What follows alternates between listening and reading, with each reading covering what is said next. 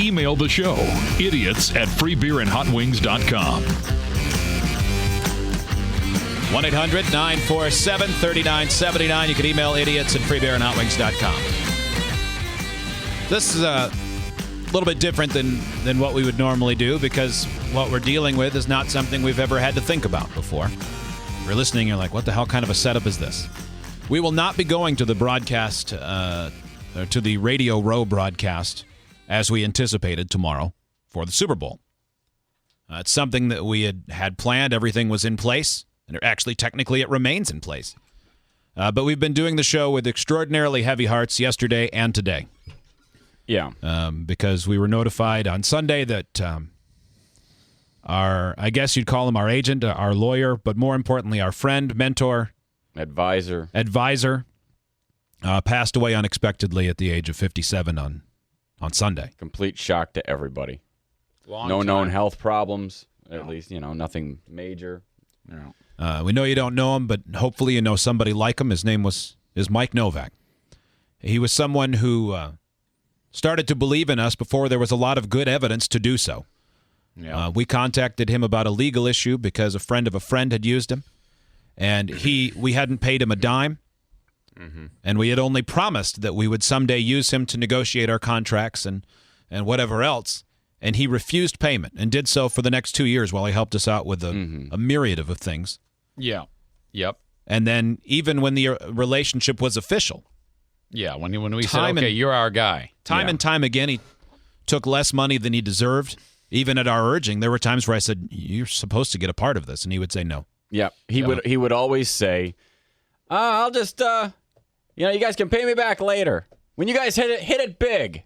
Except every time we added a station, he'd just tell us the same thing. I'll get down the road. It grew to be our impression, I think, all of ours, that he was just kicking that can down the road forever. Yeah, and that said, about the money, that has nothing to do with why we're all so heartbroken. That's just an indication of the type of person he was. He was incredibly giving. Yeah, one of a kind. He was exactly the opposite I'm not gonna make it. Everything that you think of when you think of a guy who's a lawyer. He was literally the opposite of everything. Just really funny, a cheeseball, goofy, super kind-hearted, incredibly smart.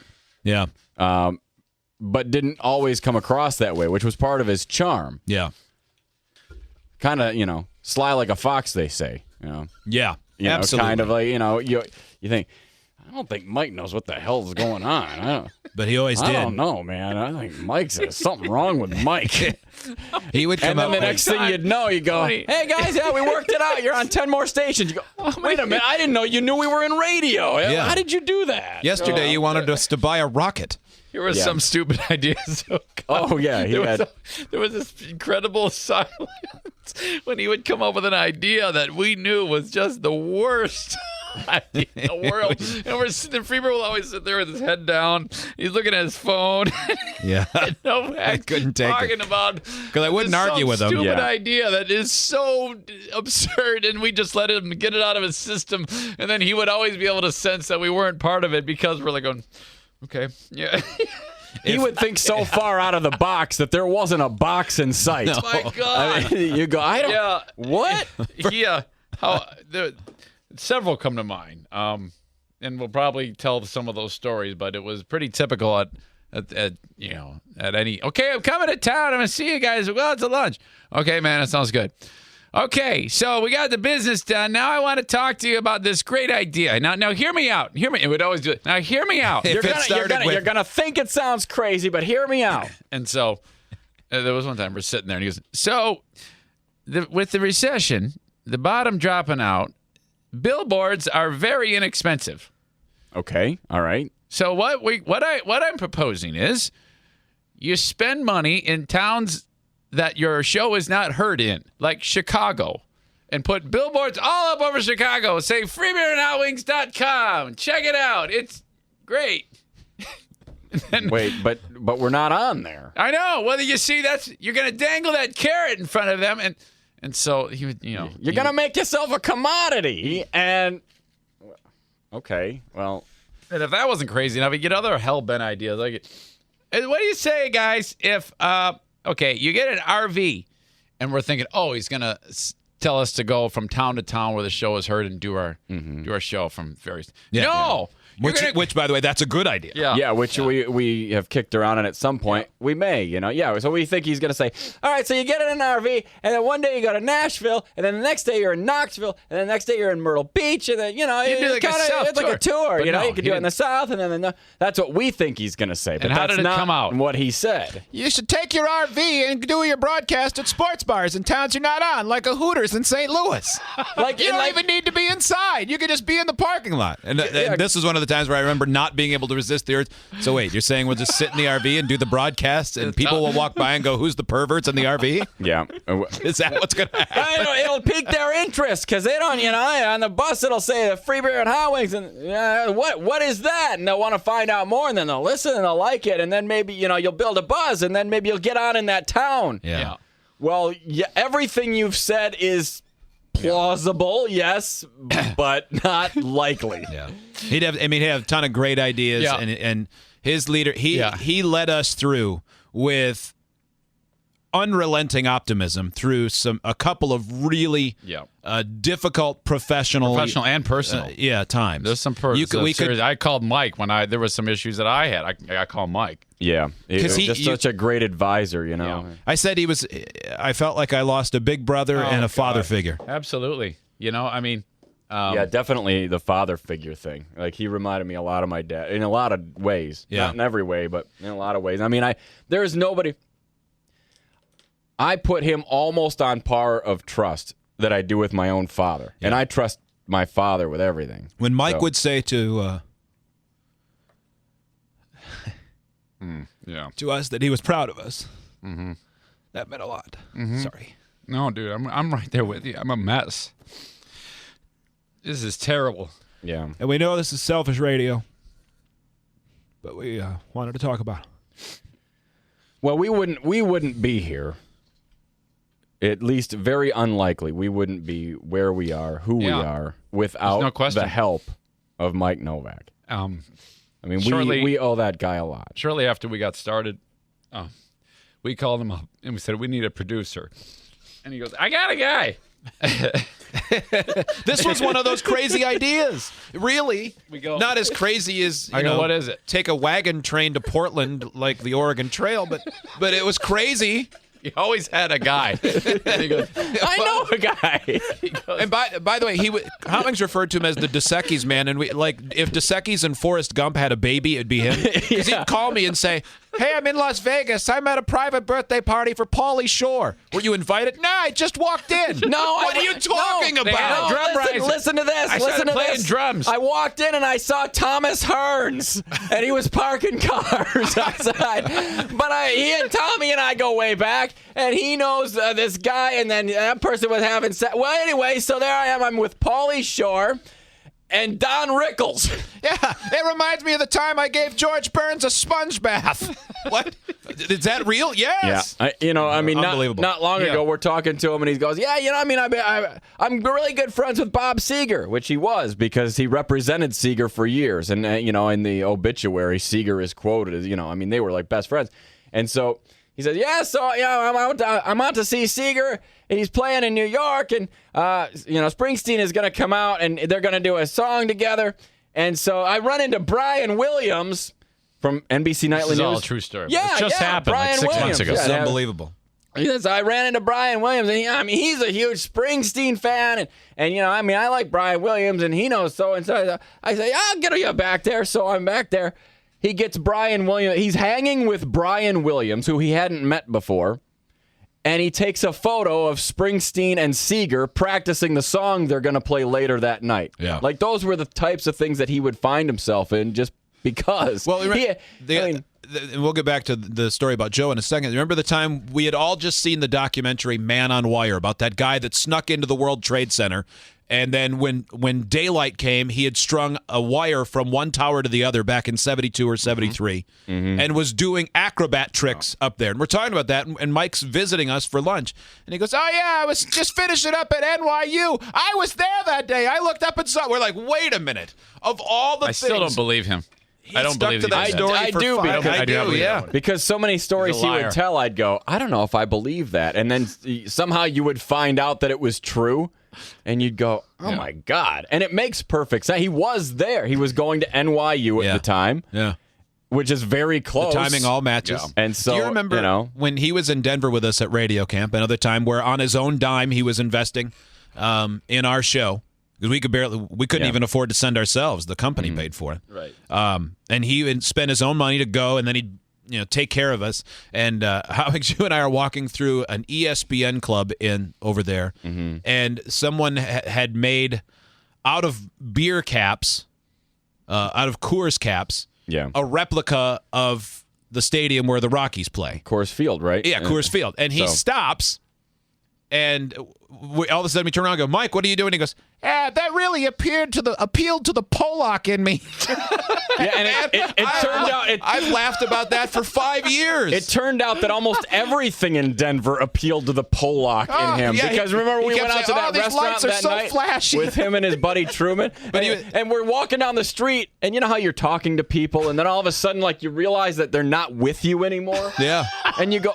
Where'd Mike go? And you look back, and he's half a block behind, and he's just staring up at this big old warehouse building because it's covered in Christmas lights. Right. Yeah. And we go, Mike, what are you doing? Oh, sorry, guys, I saw all the lights, and I'm a Polak, and I love lights. But half of this stuff was just self-deprecating, and it was all of it was self-deprecating and fun because the guy was brilliant. Just but great. a little bit eccentric in the best way possible. Oh my God! But you were Zane. I interrupted you. You were talking about when he called that's for fine. jail. I figured that it would go this way. So, Mike, I think we need a producer. Okay, I got a guy. You see, there's this famous show in Detroit, Drew and Mike, and there was Drew's nephew was interning, and his name was Joe, and it was our Joe, and he goes, yeah, he's really good at movies. I remember he said that he's really good. That's his thing. Movie guy. You can bring him in and do movies talk. I go, yeah, all right. It sounds great, man. But we don't have any money. Oh, he'll work for free. It's good. I actually said to him, Mike, that's a terrible idea. No, it's fine. You bring him in, and then if it works well, then eventually you'll. Okay, we had no idea. Mike, is this how you represent us? This is terrible. Okay, I feel like I've made it. Because every time I turn on whatever podcast, the big famous shows are talking about HelloFresh. Well, guess what? Ladies and gentlemen, I've partnered with HelloFresh. Now, I've experienced this myself, and I'm telling you, it's fantastic. Holy cow. You just pick what you want to eat. The box shows up at your house with everything you need to make an absolutely fantastic meal. How often have I talked with you about how much I love to work in the kitchen and make fantastic meals? But the problem with that is there's a little bit of extra work involved with like the research and then going to the store and then buying all the stuff. And then like life gets in the way and you never make it and everything rots in the fridge and it's all stupid and you hate your life. And then you never do it again. And then you eat like a jackass. Well, how about we forget all of that and you just open up your door, walk outside and grab a box filled with particular portions, exact sizes of what you need to make some of the best food you will ever have. And it's like you're a star because you plate the food and then you pass it off to your family. And they're like, who are you? We had no idea you had the ability to make such great food. That's because they specifically tell you the instructions for each of the fantastic meals that you can make with HelloFresh. Oh my gosh, I'm telling you, this is great. So all this time you've been going out, you've been eating out, you've been spending a ton of cash. How about you make gourmet recipes and you do it? Maybe you do it as a process with other members of your family. It's so much fun, man. Forget about spending all that money on expensive food. Make fast, fresh, amazing recipes with HelloFresh. My gosh, you got to do this. The box shows up and then off you go. Man, I love HelloFresh. This is what I want you to do. I want you to try it out. Go to HelloFresh.com/Zane21. 21 because that's what I look like. I'm 21. HelloFresh.com/Zane21 and use the code Zane21. And then you get, you guessed it, 21 free meals plus free shipping. What a deal. If you're listening to me right now and you don't try this, You're crazy. We're giving you free food. HelloFresh.com/Zane21. Use the code Zane21 and 21 free meals plus free shipping. It doesn't get more perfect than this. My gosh, I love you. HelloFresh, America's #1 meal kit. Okay? I love HelloFresh. You will too. Check it out online, HelloFresh.com/Zane21. Use code Zane21 for 21 free meals plus free shipping. Go do it.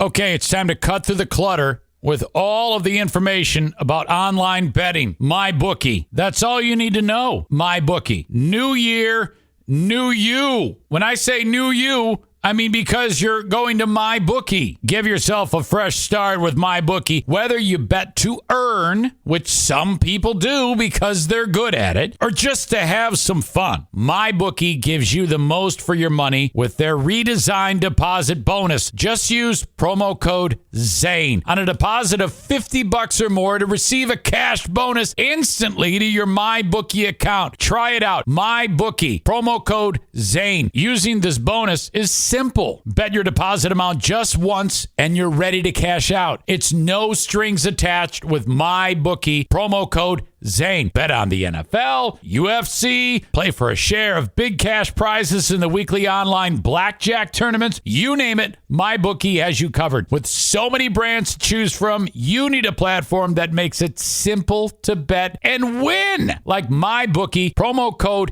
ZANE. Bet anything, anytime, anywhere with MyBookie. And so Mike brings Joe here For the interview. Yeah. and so we get introduced. Joe's very scared, timid. He's not. Yeah. Joe had yet to come out of his shell. He's yet to He's grow into wearing own- his big guy in a little coat jacket. Oh, yeah. He's way fat. Yeah.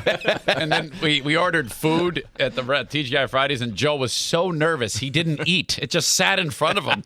He boxed it up and left. Well, remember, Mike needed to meet with us to talk about something going on, and so we come back up, and we put Joe in our office in the privacy of a closed door and gave him a Diet Coke and said, "Eat your cold food." And we go in the next room, and we go, We were like, "Mike, what's who the is this deal with guy?" that guy?" And he goes, "Yeah, Joey's weird. He's afraid to eat, I guess." Dude, it was all I guess he screwed up. didn't want to We were talk so- with lettuce we were- in his mouth. Who's this moron you brought He us? sat there. We go, "What are you doing, man?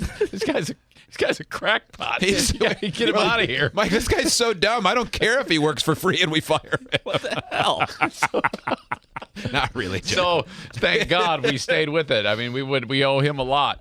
Holy crap! The funny thing was, Mike came to visit us not last week, but the week before, and we had a nice lunch and a great time, thank goodness. Yeah. And when he got back, I said to Joe, I said, "Yeah." You said, "How was it?" And I said, "It's crazy.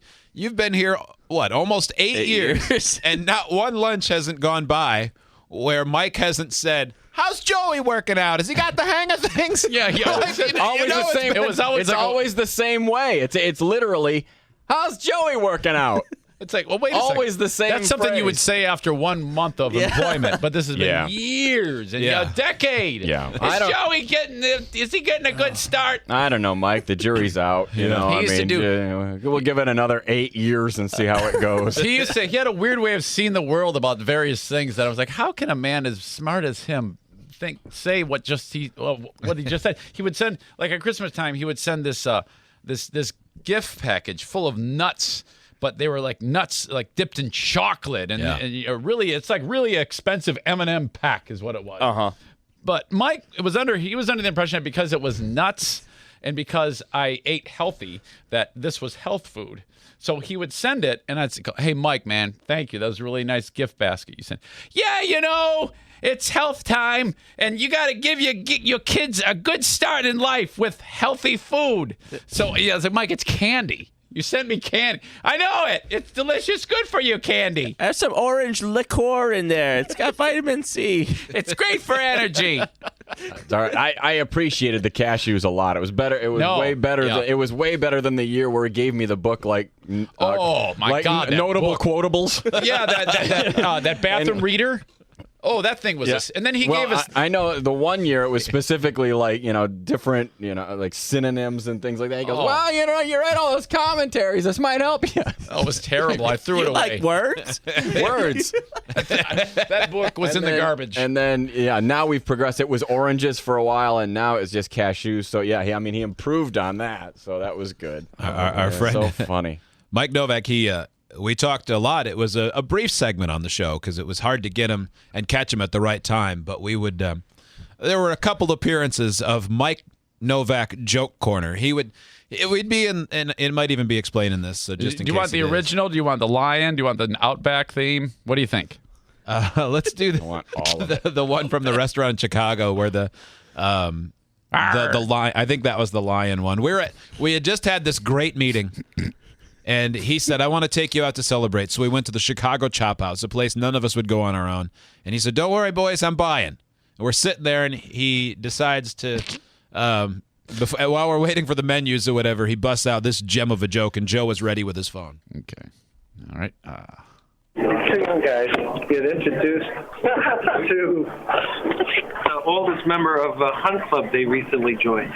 And the guy's introducing him says to the old guy, why don't you tell our new members here about some of your big game exploits? And so the old guy starts talking.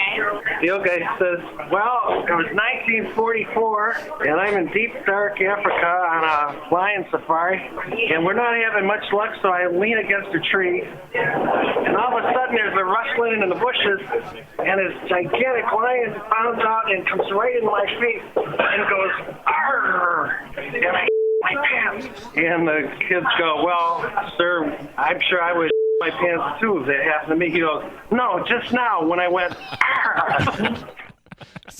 A classic terrible old guy joke. And that was the best one he ever told. The rest of them best are joke worse. he ever had. So terrible. It is a One actually made me laugh because he said, my pants. No, just now. No. Just now when I went, This is stupid, man.